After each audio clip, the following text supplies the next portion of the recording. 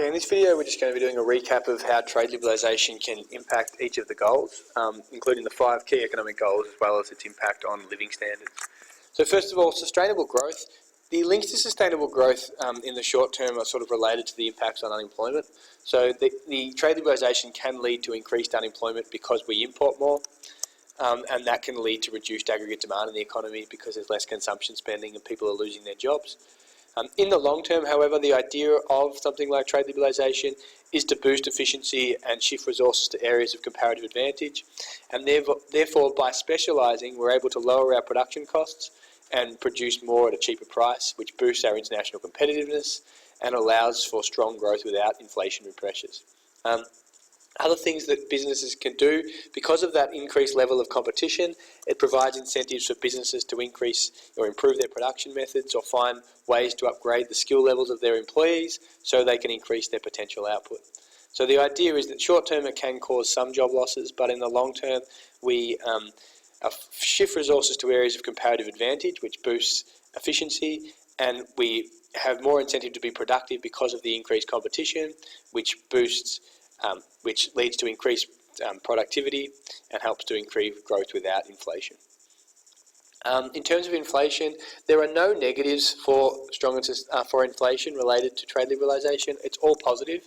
And in the short term, it's positive for a couple of reasons. First of all, these trade agreements involve lower prices for imports. So just the idea that imports are cheaper means that we're buying them for cheaper, and therefore, because imports are included within the CPI inflation, that would lead to lower prices and less inflation. It also decreases firms' costs of production because imports are cheaper that are used in production. It can also lead to businesses in Australia having to be more productive because of the increased competition, which all reduces inflationary pressures. In the long term, again, because we specialise in areas of comparative advantage, we focus in areas where we are more efficient or we specialise, and that leads to increased output per unit of input as well. Because we're essentially doing what we're good at, we're doing it more efficiently, and that's keeping prices down. Full employment, short term, increased structural unemployment, mainly because we import more, and that's generally unemployment in areas where we don't have comparative advantage. So that includes manufacturing, textiles, footwear. They're the ones that are going to lose their jobs, and therefore can increase structural unemployment because of that. Some other businesses may look to restructure to become more competitive. That can involve using more capital, which also hurts unemployment. In the long term, however, because we're more efficient, that should help to lower our production costs and reduce firms' real unit labour costs, which again makes us more internationally competitive. And as we become more internationally competitive, there's more and more demand for labour. There's also more demand in areas of comparative advantage because part of these free trade agreements is about reducing tariffs on our exports. So jobs get created in education, healthcare, agriculture, where we have comparative advantage. External stability, short term we import more because imports are generally cheaper because they don't have tariffs associated on them. That can lead to increased debits in the balance of trades for goods and services and increase our CAD and net foreign debt. It can also depreciate the dollar because whenever we import, that's supply of the Australian dollar. In the long term, the idea is that the decreased tariffs on exports should help us to export more. We also should become more productive because of the increased competition, and that should help to lower prices and boost our competitiveness as well. This will all lead to a higher surplus in the balance of merchandise trade, increase our share of world income and reduce net foreign debt. Specialisation also makes us more technically efficient, so that'll help to boost the volume of exports that we generate as well. Equity is negative in the short term. That's related to the level of structural unemployment. So it can cause more structural unemployment in the short term, particularly for factory workers, call centre operators that are more likely to lose their jobs. This will lead to a decrease in factor incomes because more people are on welfare, and will increase the Gini coefficient, mean more people are living on welfare.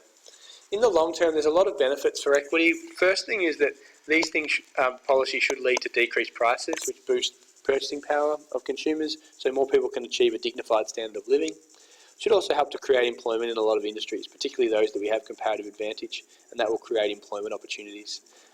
It is important to recognise that in the long term there are still people that will suffer from these reforms, particularly unskilled workers that worked in areas where we didn't have comparative advantage, and they will still suffer. So it still can have some negative implications for equity in the long term.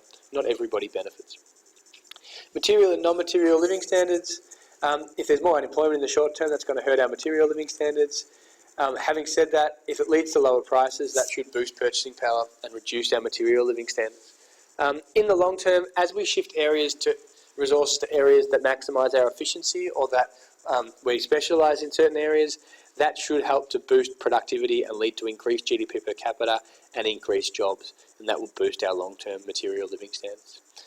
It is estimated that trade liberalisation has increased our living standards by around $2,700 per family and boosted growth by 2.5% in the last 11 years.